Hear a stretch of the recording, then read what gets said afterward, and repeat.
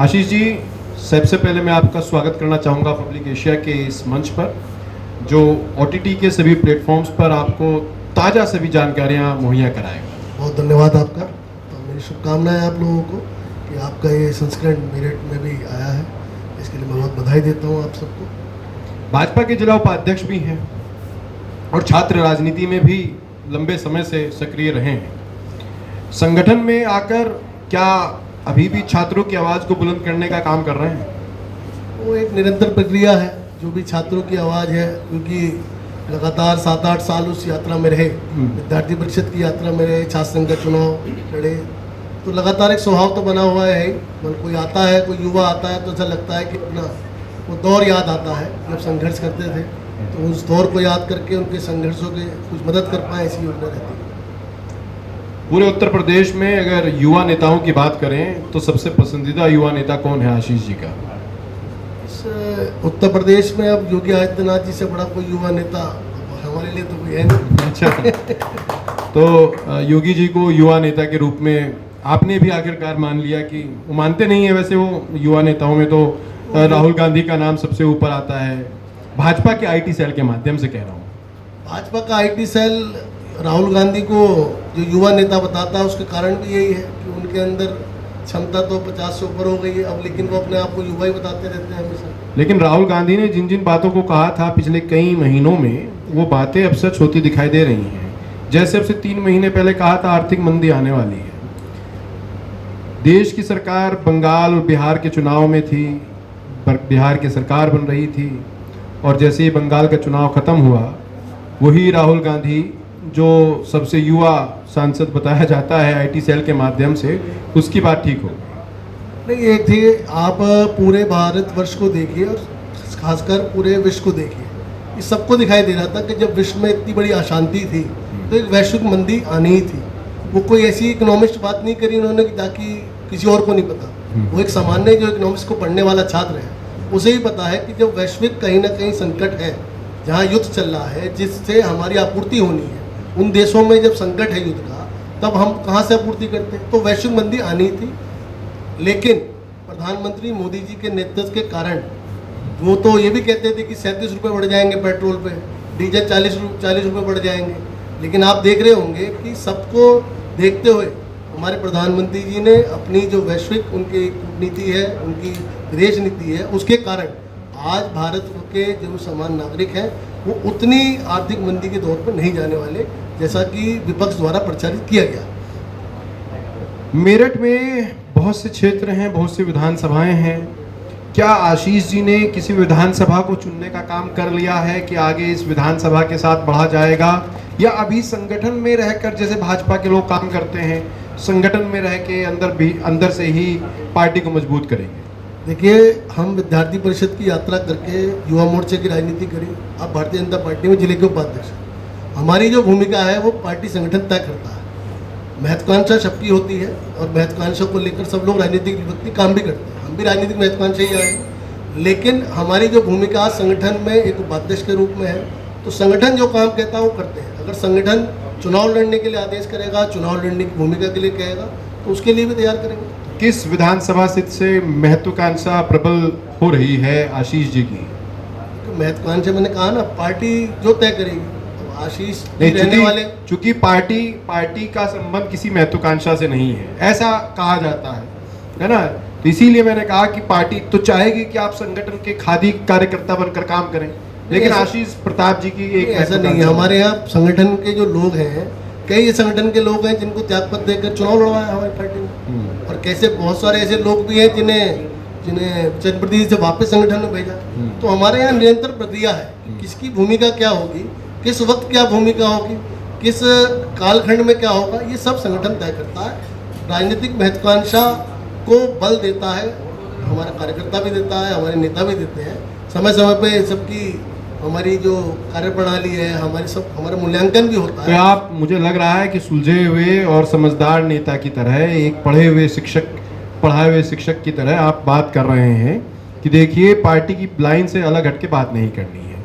लेकिन मैं फिर भी उसी बात पर आऊँगा कि क्या कोई विधानसभा को चूज करने का काम कर दिया है क्योंकि ठाकुर हैं? क्या सरदने की तरफ इशारा है कुछ? सरदना मेरा राजनीतिक क्षेत्र है, तो इशारा या वो तो कुछ नहीं, लेकिन अगर पार्टी का ही जिम्मेदारी देगी कि पार्टी का आदेश होगा, संगठन ऐसा लगेगा कि भाई कुछ परिवर्तन हो रहा है, तो बिल्कुल अपना आजमाएंगे। क्योंकि सरधना में संगीत सोम भारतीय जनता पार्टी के गद्दावर नेता और ठाकुर बिरादरी के एक बहुत बड़े नाम वहाँ पर हैं, और लगातार योगी आदित्यनाथ जी के साथ ऐसा देखने को मिलता है कि वो कंधे से कंधा मिलाकर चल रहे हैं। तो क्या टक्कर दे पाएंगे आशीष प्रताप? देखिए, मैंने फिर कहा ना कि संगठन अगर तय कर लेगा कि भाई परिवर्तन करना है, तो ना मैं रोक सकता ना आप रोक सकते, लेकिन अगर संगठन ने कहा कि नहीं इन्हें मौका देना, संगठन तो तब तय करेगा ना जब आशीष प्रताप कहेंगे। वो जनता तय करेगी, संगठन तय करेगा, उसको आशीष के तय करने से कुछ नहीं हो रहा। आशीष जैसे लाखों कार्यकर्ता लगातार आप संवाद कर रहे हैं, जानकारी मुझे मिली कहीं से कि सरदना क्षेत्र में लगातार आशीष संवाद कर रहे हैं, छोटे छोटे कार्यक्रम कर रहे हैं, लोगों से मिल रहे हैं, बातचीत कर रहे हैं।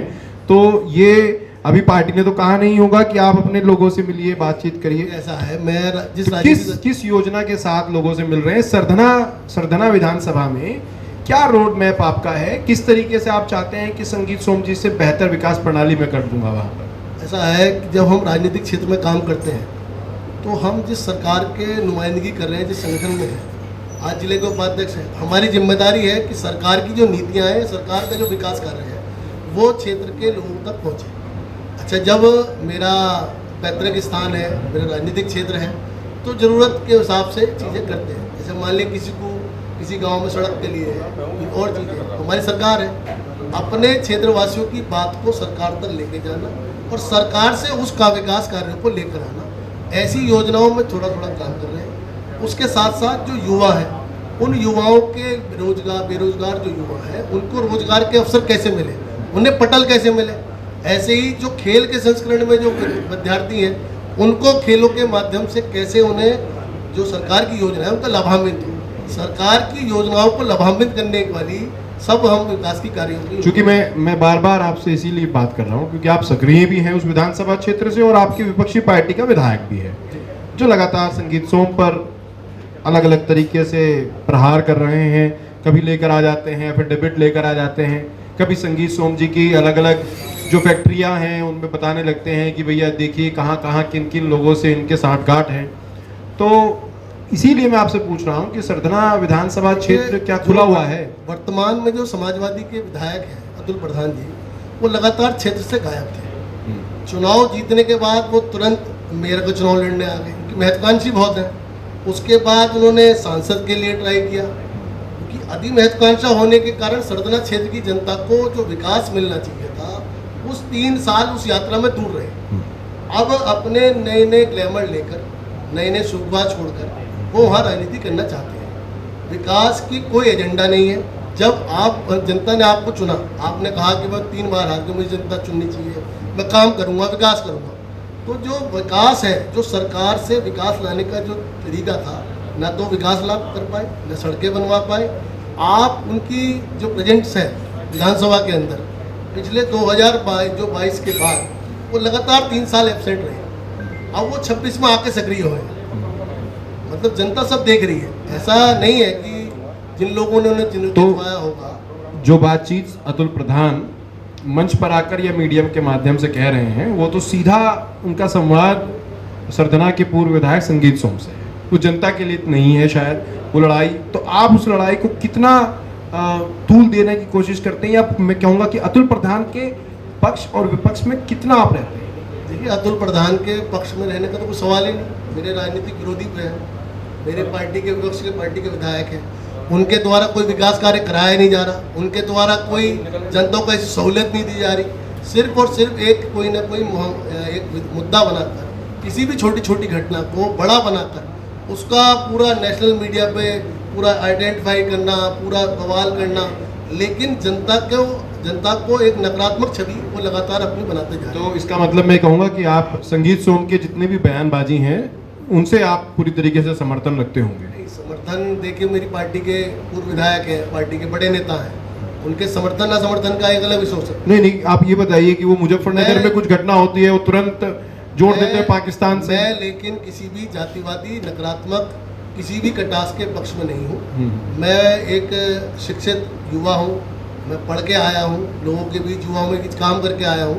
मैं काम के आधार पर राजनीति को पसंद करता हूँ, ना कि नैरेटिव सेट करने के आधार की राजनीति। तो जो नैरेटिव की बात आप कर रहे हैं वही लगातार आपके ही पार्टी के पूर्व नेता वो लगातार उसी तरह के नैरेटिव सेट करने की कोशिश कर रहे हैं, जिसका जवाब अतुल प्रधान को उस नैरेटिव की वजह से देना पड़ रहा है। मैंने इसीलिए आपसे पूछा था कि चूंकि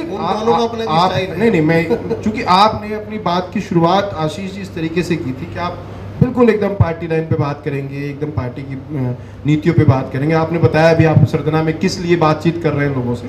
मैं इसीलिए उसी सवाल पे आपसे बार बार पूछ रहा हूँ कि जिस तरीके से आपके संगीत सोम एक नैरेटिव सेट करने का प्रयास करते हैं, उसका जवाब उनको अतुल प्रधान देते हैं। उन दोनों की जो कड़ी है, जो लगातार हो रहा है, उसमें जनता कहीं ना कहीं पिस रही है। जैसे आपने कहा कि वहाँ की लोगों को काम नहीं मिला, तो उसमें तो कहीं ना कहीं आपकी पार्टी का भी पूरा हाथ है। पार्टी का हाथ नहीं है, लेकिन पार्टी सब चीज़ों का मूल्यांकन तो करती है, सब चीज़ों का। तो मूल्यांकन चल रहा है इस बात का कि सरधना विधानसभा में डिस्टर्बेंस हो रहा है। ऐसा लगता है मुझे, मूल्यांकन करती है पार्टी, मेरा भी करती है, सबका करती है। तो डिस्टर्बेंस मानते हैं कि सरधना पे डिस्टर्बेंस नहीं मानते, लेकिन ये है कि मूल्यांकन पार्टी अपनी हर विधानसभा सीट का कर रही है। संजीव बालियान का चुनाव था, सरधना के फिर वही आपके संगीत सोम जी ने एक अलग तरीके की वहाँ पारी खेली, कितना समर्थन करेंगे उसका? ये समर्थन ना समर्थन की कोई बात नहीं, हम सब भारतीय जनता पार्टी के कार्यकर्ता। नहीं, मैं देखिए वो आपने बता चाहिए, आप उपाध्यक्ष से कार्यकर्ता है ही नहीं, आप तो उपाध्यक्ष हैं। मैं कहना चाह रहा हूँ संजीव बालियान का चुनाव था, संजीव बालियान के चुनाव से 24 से आवाज आई, खास तौर पर बड़े नेता की। उन्होंने नैरेटिव सेट किया संजीव बालियान के खिलाफ, यस और नो? वो तो अभी बता रहे थे मेरे भाई ने, कहाँ नैरेटिव सेट किया। अभी एक मैं शास्त्र में सुना उनका, वो तो सौदागर वाला कोई था, उसमें सुना मैंने, संगीत जी ने कहा कि मेरे भाई हैं। आपको लगता है? मुझे तो बिल्कुल लगता है भाई होंगे, जब कह रहे हैं तो भाई होंगे। 24 से क्यों हार गए फिर? क्यों नहीं? 24 से कहाँ हारे? आप डेटा उठाइए, पार्टी नहीं हारी हमारी चुनाव 24 से। जितनी कंपैरेटिवली कम वोट मिली। कंपैरेटिवली वोट कम मिलना एक अलग विषय हो सकता है, नहीं, मुझे चुनाव नहीं आ रहे, क्योंकि योगी आदित्यनाथ का गढ़ है के क्षेत्र में, योगी आदित्यनाथ का गढ़ है एक तरीके से, मैं कहना चाहता हूँ, है ना। और एक मुश्त जहाँ वोटें पड़नी मिलनी चाहिए, संगीत सोम जैसे बड़े नेता का गढ़ है, वहां से एक मुश्त वोट मिलनी चाहिए, वहां से संजीव बालियान को कम वोट मिली। कई बार लोकल इश्यूज होते हैं, कई बार आदमी अपना मूल्यांकन भी करता है कि भाई ये सांसद रहे हैं, इन्होंने क्या कार्यक्रम, क्या काम किया है, क्या विकास कार्य किए हैं। कई बार संवादहीनता हो जाती है, कुछ पार्टी की तरफ से। करणी सेना के भी एक नेता हैं, उन्होंने भी अपने सोशल मीडिया प्लेटफॉर्म पर आकर बयान दे दिया था कि इस बार हरिंदर मलिक को सपोर्ट कर दीजिए। देखिए, नेताओं के बयान देने से अगर सपोर्ट देने लगते हैं तो फिर जनता के बीच लोग काम करने की जरूरत ही नहीं पड़ती। देखिए, मैं लगातार कोशिश कर रहा हूँ कि एक पढ़ा लिखा युवा नौजवान उपाध्यक्ष भाजपा का कहीं ना कहीं अपनी पार्टी लाइन से हट के बात करे, लेकिन जिस तरीके से आशीष जी लगातार अपने पार्टी का पक्ष रख रहे हैं, अपने नेताओं का पक्ष रख रहे हैं, मैं आपकी तारीफ करना चाहूँगा कि निश्चित रूप से आपने बहुत ही सही तरीके से अपनी बात को रखा, अपने नेता का कतई विरोध नहीं किया। और सरधना विधानसभा में आप, मुझे ऐसा लग रहा है कि चुपचाप भीतरघात करने का प्रयास कर रहे हैं। कोई भीतरघात नहीं है। अच्छा, नहीं है। चलिए आशीष जी, आप हमारे साथ जुड़े, हमारे साथ संवाद किया, और एक बार फिर से मैं आपको शुभकामनाएं देना चाहूँगा कि आप सरधना विधानसभा में इसी तरीके से मेहनत करते रहें, आगे बढ़ते रहें। बहुत बहुत शुक्रिया आपका।